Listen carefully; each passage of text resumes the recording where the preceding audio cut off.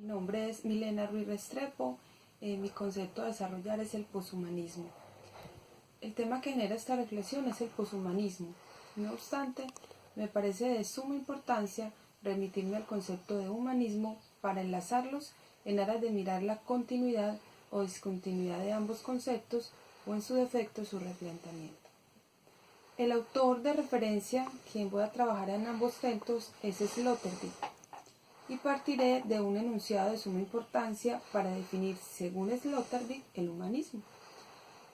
El humanismo se concibe con la misión de rescatar al ser humano de la barbarie. Con relación a la barbarie aparecen dos conceptos: la inhibición, que tiene que ver por su parte con la domesticación, y la desinhibición, que tiene que ver con el desplegamiento del lado salvaje y violento de los seres humanos.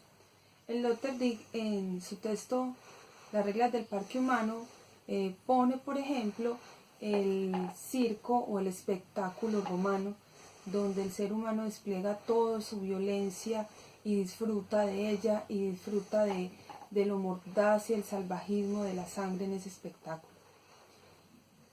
Algo es claro: Sloterdijk reconoce una parte biologicista y otra trascendental del ser humano. Tomará de referencia a dos autores: Heidegger, de quien hará crítica porque descarta todo vestigio biológico del ser humano, situando al ser ya no en cuanto ente, sino en cuanto ser, dando así primacía al sujeto. De este modo surge la tesis de que la conciencia es quien determina la vida. Opuesto al postulado anterior aparecerá la visión de Freud, Marx y Nietzsche, quienes desde la óptica del análisis del comportamiento humano y las relaciones sociales revertirán la tesis anterior para plantear que es la vida quien determina la conciencia. En este sentido, Nietzsche, que se sitúa en el postulado de una educación basada en la domesticación, lo hace, pero en su reconocimiento de la barbarie que habita al hombre, pero más en una barbarie no escrita en la naturaleza humana, sino en la barbarie producto de luchas histórico-culturales. Nietzsche propone entonces al humanismo como escuela de crianza y selección, labor que hace la cultura. Para Sloterdijk, el humano es el producto de una serie de técnicas aplicadas sobre sí mismo. Por lo anterior, afirma Sloterdijk desde Platón que la conducta de los hombres en ciudades o parques es un problema zoopolítico, y que son los hombres mismos los que deben formarse una opinión sobre cómo debe ser regulada la conducta consigo mismos. Ahora bien, el proyecto humanista fracasa para Heidegger, quien se niega a él en tanto que rescata la humanidad, condición que está dada por el ser en cuanto ser y desde el lenguaje. El humanismo deja abiertas muchos cuestionamientos desde el ámbito de la educación. ¿Qué puede domesticar al hombre en sus esfuerzos de moderación? Esfuerzos que lo han llevado a la toma de poder. ¿Qué le puede domesticar si la educación no ha podido garantizar por sí misma la formación del ser humano? En este momento hacemos la conexión entre el concepto de humanismo y poshumanismo. En el primer concepto de humanismo aparece el poshumanismo como una transición entre los instrumentos con que el ser humano se vinculaba a los otros seres humanos, o generaba comunicación, que era la lectura. Ahora pasamos al poshumanismo, donde el uso de las máquinas y los dispositivos tecnológicos son quienes median esa parte comunicativa entre los seres humanos. Estos aspectos desde Sloterdijk ofrecen una crítica al poshumanismo como una época de nihilismo, cambio permanente, en tanto que las dinámicas del ser humano se inscriben en los sistemas productivos de bienes y servicios, en donde somos más consumidores que ciudadanos, pues se relaja la conciencia en esa dinámica del consumo. Además, caen en declive las filosofías que pensaban las grandes circunstancias y por tanto se propende al ambiente mediocre y lágil. No obstante, Sloterdijk no se muestra en rechazo hacia la era de los nuevos dispositivos tecnológicos de la humanidad, Antes bien, plantea la necesidad de un principio de cooperación desde un horizonte ético y político.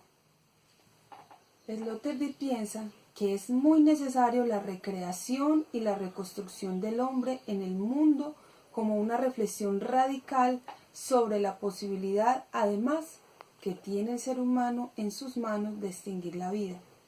Y para esto trae un evento muy importante, como son las circunstancias en las que el ser humano desarrolla ahora la técnica biológica y la técnica nuclear.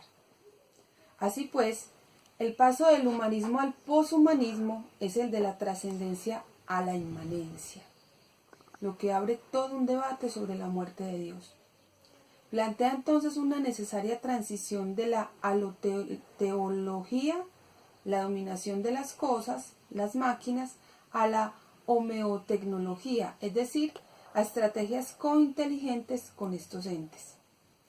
Termina con esto por afirmar que la historia de la hominización camina de la mano con la historia de los dispositivos tecnológicos y que por esto es imposible rechazarlos.